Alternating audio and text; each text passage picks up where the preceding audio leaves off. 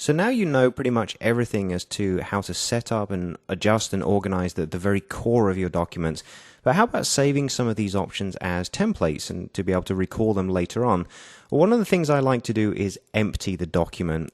Basically, once you start adding color, swatches, and patterns, and graphic styles and such, the generic default swatches and styles that come with new documents can be somewhat distracting, and it takes longer to find your swatches in a list that's already maybe got 100 swatches in there. Now, you can see that here in our CMYK document. Our swatches palette is full, okay? And if we switch over to our RGB document, you'll see that the same rules apply, because these documents were created from scratch. They are built on templates that Illustrator has, and therefore there are a series of swatches in here. And in fact, if we just expand our panels over here, and sometimes the graphic styles are fairly straightforward. Back in the CMYK, you can see there are more as well. So sometimes it's just nice to start with a clean and empty document, and this is something that we do here in the studio. We empty a file out, and then it's ready to be added to. So what I would suggest here in our RGB file, first thing we'll do is rename our artboards here, because we've done that in our CMYK document, so we should stay consistent. Now I'm going to do this fairly quickly by bringing up the tool and making sure the artboard is highlighted. Let's come up here to the control panel, and I'll name this HD Interstitial. Okay. And let's select artboard number 2, and we'll simply highlight this one and call it Homepage Design. All right. Artboard 3, we can simply name Web Banner V1. And of course, our fourth one will be Web Banner V2.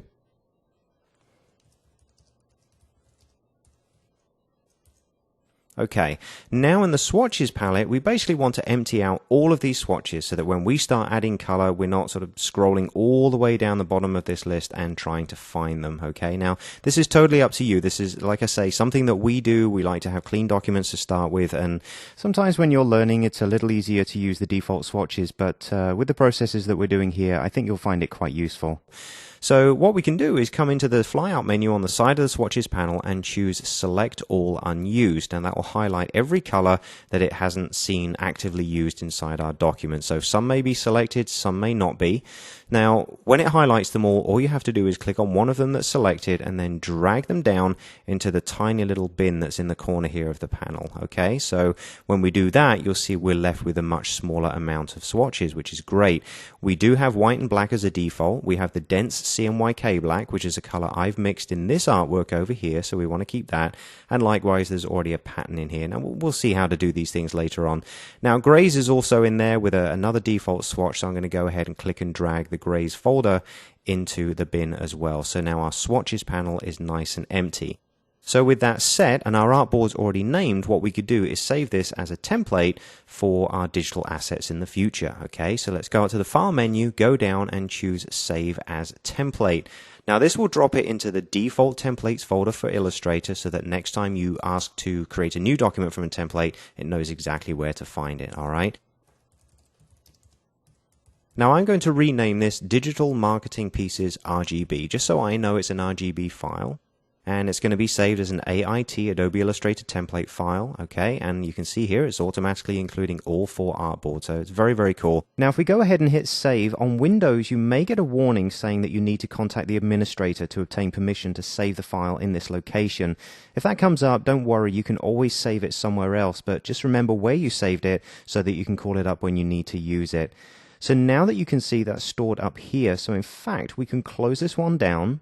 And just as an example, if we now went to the File menu and said New from Template, you can see that our digital assets file is right here, okay? So if we select that and just hit New, you can see it brings up that exact replica document with everything in place. The naming, the clean swatches, even the artwork that we had in place has been saved with it. Whether you'd want that or not, that's up to you, but it's very cool that all of these settings have been remembered, okay? So close that down. We don't need that one. We can pull that back later in time. Now likewise, we should probably also close down our banner design, because what we want to do now is focus on this document. This is our master CMYK file. So again, let's keep the file tidy and clean up any excess swatches so we can work sort of more efficiently in the future. So we can go back out of our artboards tool, Come over to the swatches once again, pull the flyout menu from the side and choose select all unused. Grab any one of those that's now highlighted and drop that into the bin, and you'll see that we're left with a handful of other colors. Now, some of these are featured. The reason that these are left here is that some of them are also featured in graphic style. So just as a backup, what I would do is expand our second dock of panels here and do the same thing in the styles. Again, this is totally up to you. You don't have to remove these. I'm just showing you the examples here, okay? So I'm just going to choose select all unused, drag them into the bin, and you'll notice it does leave one. By default, graphic styles has to contain one default style, but this is editable, and I'm going to show you a nice way to do that later on. A lot of people think you can't change that, but you can. Okay, so now that that's been done, we can probably drag each of these into the trash as well. Just keep it nice and tidy, because we have no other color in our document. We really don't have any swatches in there right now, so I'll just tidy that up. So once again, now that all of these artboards have been named, we've got our swatches in here. We don't need to save this as a template. What we're going to do here is save this as a document. This is our actual artwork here. So just simply go to File and choose Save. I'm going to call this our print campaign because these 3 items in here are all CMYK print. And what I'll do is also choose to save this down to the desktop, okay? So it's in the same location as your project files as well, so you can call these back later on.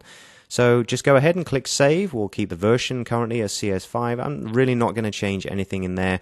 All I want to do is click OK and guarantee that our document is now saved to the hard drive with all of these things now set. So now that you know how to set absolutely everything up with regards to your documents, both in CMYK and RGB, we're now ready to start creating artwork.